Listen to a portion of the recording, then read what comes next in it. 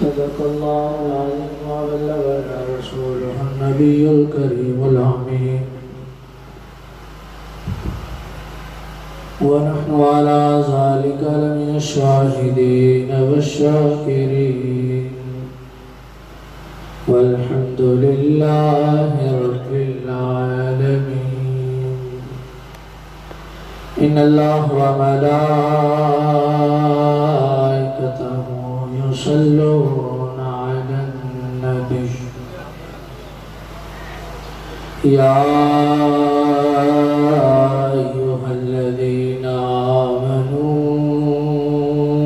صلوا عليه وسلموا تسليما.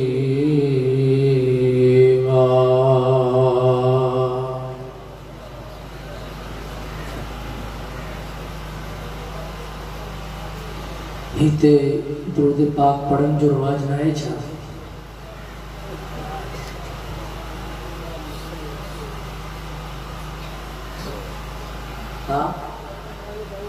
آئے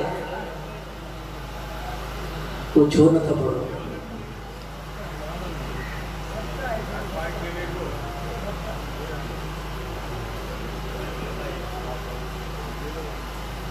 میں نے درود پاک کا کہا ہے تو آپ بالکل خاموشی سے بیٹھے ہیں. ماشاءاللہ کافی وقت سے آئے بیٹھے ہیں. مرشد گرامی بھی چند لمحوں میں تشریف لانے والے ہیں تو درود پاک اس انداز سے پڑھیں کہ مسجد کی در و دیوار کو پتہ چل جائے کہ کھنڈو شہر مدینہ مسجد کے اندر لوگ بیٹھ کے درود و سلام پڑھ رہے ہیں. اور اچھا یہ ایک بڑا مسئلہ ہے. چلو ہر مسئلے میں کوئی نہ کوئی اختلاف کر سکتا ہے. آپ میں سے کوئی بندہ اٹھ کے اختلاف کر سکتا ہے لیکن یہ وہ واحد کام ہے اس میں کسی کا اختلاف نہیں ہے. بولو بولو اس میں کسی کا اختلاف نہیں ہے. اگر کوئی اختلاف کرے گا تو یہ سمجھ لینا وہ قرآن کا انکار کرے گا. اگر کوئی اختلاف کرے گا تو وہ قرآن کا اختلاف کرے گا کیونکہ قرآن میں اللہ رب العالمین نے اپنے پاک کلام پاک میں ارشاد فرمایا کہ ان اللہ و ملائکتہ یصلون علی النبی کہ میرے بندو میں بھی درود بھیجتا ہوں میرے فرشتے بھی درود بھیجتے ہیں. پھر بات یہاں ختم نہیں ہوئی. آگے فرمایا یا ایھا الذین آمنوا اے ایمان والو.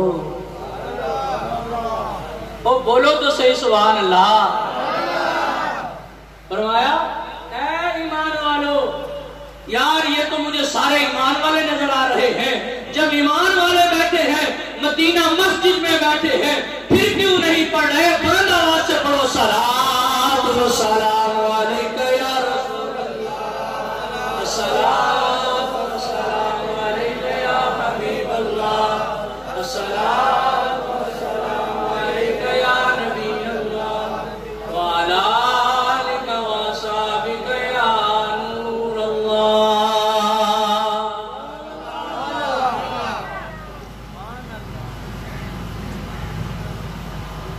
حمد و ثنا کے بعد واجب الاحترام مسجد حاضہ کے خطیب و امام حضرت علامہ مولانا محمد اکمل سعیدی صاحب اسٹیج کی زینت قبلہ مفتی صاحب اور کراچی سے آئے ہوئے محترم خطیب حضرت علامہ قاری ایاز احمد سعیدی صاحب، عالمی مبلغ اسلام مقرر شورا بیان حضرت علامہ قاری مشتاق احمد خان سعیدی، اور آپ تمام ہی عشاقان مصطفیٰ کو السلام علیکم ورحمۃ اللہ وبرکاتہ۔ دعا ہے اللہ تعالیٰ حق اور سچ بیان کرنے کی توفیق عطا فرمائے۔ خطاب تو اصل ہمارے قبلہ مرشد گرامی پیر طریقت عالمی مبلغ اسلام شہنشاہ کتابت حضرت علامہ صاحبزادہ سید حامد سعید شاہ صاحب کاظمی کا خطاب ہوگا۔ آپ ہی چند ہی لمحوں میں یہاں تشریف لے آئیں گے۔ ظاہر ہے سفر بھی طویل ہے، آپ احباب کی محبتیں کہ آپ احباب نے یہ خوبصورت بزم سجائی، اور بالخصوص انتظامیہ مسجد حاضہ اور اس محفل کی جنہوں نے یہ اہتمام کیا، دعا ہے کہ اللہ تعالیٰ اس ساری بزم کو اپنی بارگاہ میں قبول فرمائے۔ ابابِ وقار محفل کا میں نے ابھی ٹائٹل دیکھا کہ مولا مشکل کشا حیدر کرار کی ولادت کے سلسلے میں آپ نے یہ محفل رکھی ہے۔ کیا خوبصورت ٹائٹل ہے۔ آپ احباب تمام خطیبوں سے یہ سنتے ہوں گے کہ اللہ کے ولیوں کی بڑی شان ہے، کیونکہ اللہ نے قرآن میں فرمایا الا ان اولیاء اللہ لا خوف علیہم ولا هم يحزنون، کہ یہ جو اللہ کے ولی ہیں ان کو کوئی خوف نہیں ہے، انہیں کوئی غم نہیں ہے۔ یہ اللہ رب العالمین ولیوں کے متعلق فرما رہا ہے، لیکن آپ کی خوش نصیبی ہے کہ آپ بے شک ولیوں کا ذکر کر رہے ہیں، لیکن آپ ولیوں کے بھی سردار کا ذکر کرنے بیٹھے ہیں۔ ولیوں کے سردار کا ذکر کرنے بیٹھے ہیں۔ یہ وہ ہستی ہیں کہ جن کا ایک ایک لمحہ رب العالمین کی بارگاہ میں اس قدر مقبول تھا، اللہ رب العالمین نے آپ کو وہ مقام و مرتبے عطا فرمائے جسے میرے آقا خود فرمائے علی تو میرا بھائی ہے، علی تو میرا بھائی ہے، اس دنیا میں بھی بھائی ہے اور وہاں بھی بھائی ہے۔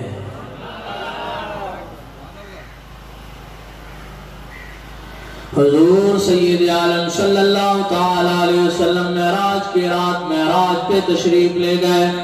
اللہ رب العالمین نے اپنے پاس بلوایا زیارت کرنے کے لیے، فرمایا کہ اے محبوب آپ میرے پاس آ جاؤ۔ فرشتوں کو بھی بھیجا، معراج کا مہینہ چل رہا ہے۔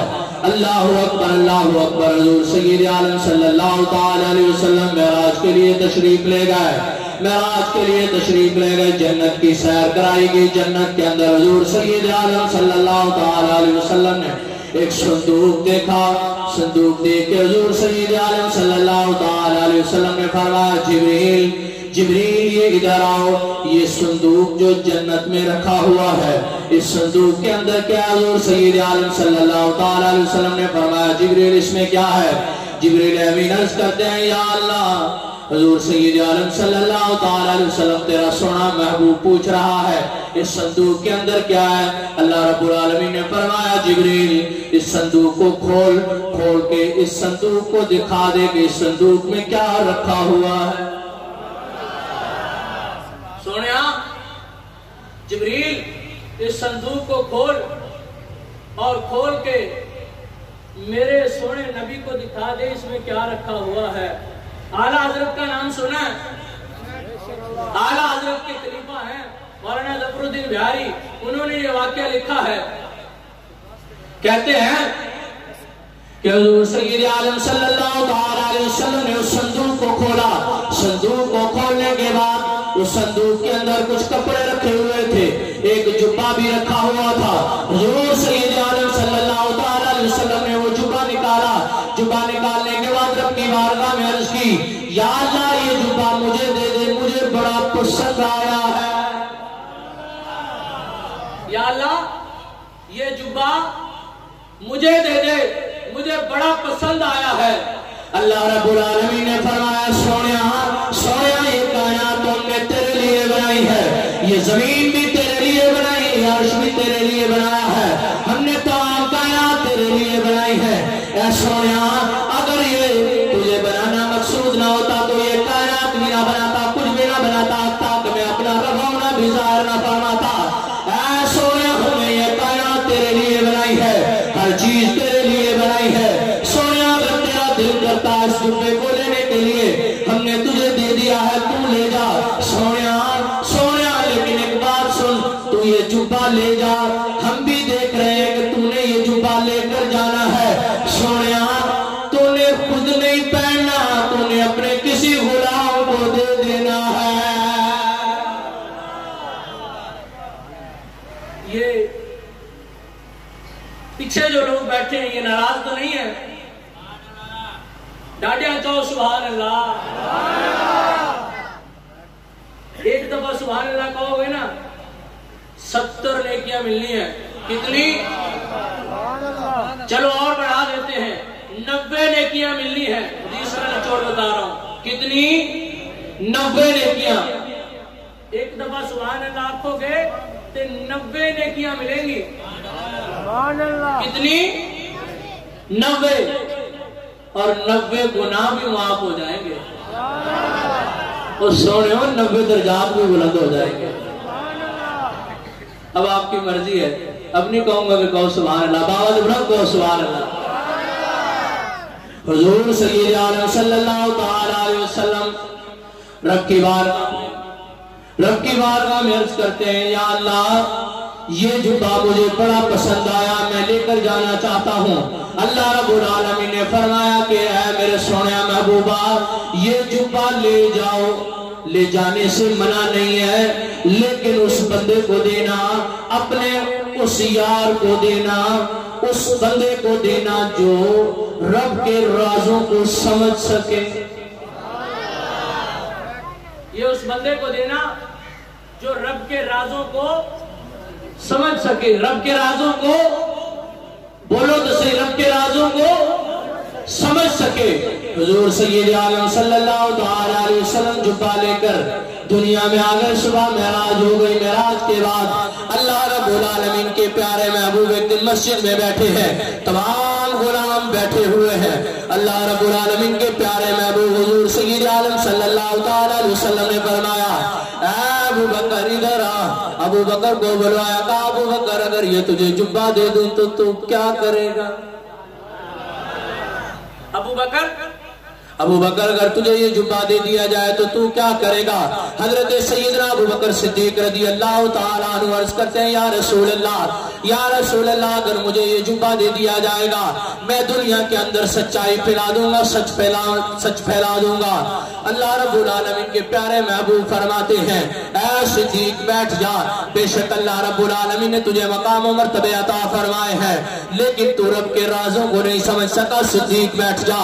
اللہ رب العالمین کے محبوب فرماتے ہیں, اے سونے عمر اگر تجھے یہ جبہ دے دوں تو تو کیا اس کا استعمال کرے گا؟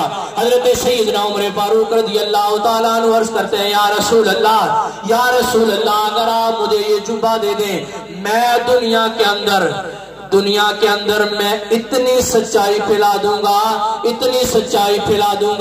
میں دنیا میں سچائی بھی پھیلا دوں گا, اور عدالت کا نظام بھی اس قدر خوبصورت کر دوں گا, انصاف پھیلا دوں گا. یا اللہ, یا رسول اللہ اگر مجھے دیں گے تو میں عدل کا نظام جو ہے وہ قائم کر دوں گا. حضور سید عالم صلی اللہ علیہ وسلم نے فرمایا, سونے عمرہ اللہ نے تجھے بڑیاں شانیں عطا کی ہیں بے شک، لیکن تو بھی رب کے راز کو نہیں سمجھ سکا۔ اس کے بعد حضرت سیدنا عثمان غنی بیٹھے ہوئے تھے، کہا عثمان اگر تجھے دے دوں تو اس کا استعمال کیا کرے گا؟ حضرت عثمان غنی ذی النورین، اللہ اکبر، حضرت عثمان غنی عرض کرتے ہیں یا رسول اللہ اگر آپ مجھے یہ جبہ دے دیں گے میں دنیا کے اندر حیا کو پھیلا دوں گا۔ یا رسول اللہ اگر آپ مجھے دے دیں گے میں حیا کو پھیلا دوں گا۔ حضور سید عالم صلی اللہ تعالی علیہ وسلم نے فرمایا کہ عثمان تیری شانیں بے شک بلند ہیں لیکن تو بھی رب کے راز کو نہیں سمجھ سکا، تو بھی بیٹھ جا۔ پھر مولا مشکل کشا حیدر کرار کو بلوایا، اس شخصیت کو بلوایا، اس عظیم انسان کو بلوایا جس کا ذکر کرنے کے لیے آپ سب بیٹھے ہوئے ہیں۔ حضور سید عالم صلی اللہ تعالی علیہ وسلم نے فرمایا اے علی اگر تجھے جبہ دے دوں تو اس کا استعمال کیا کرے گا؟ علی سونیا تجھے دے دوں تو اس کا استعمال کیسے کرے گا؟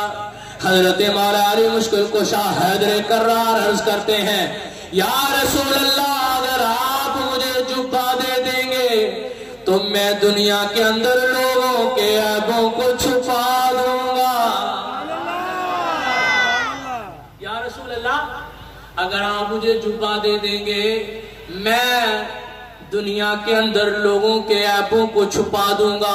حضور سید عالم صلی اللہ تعالی علیہ وسلم نے فرمایا علی یہ جبہ لے لو تو اللہ کے راز کو پہنچ گیا ہے۔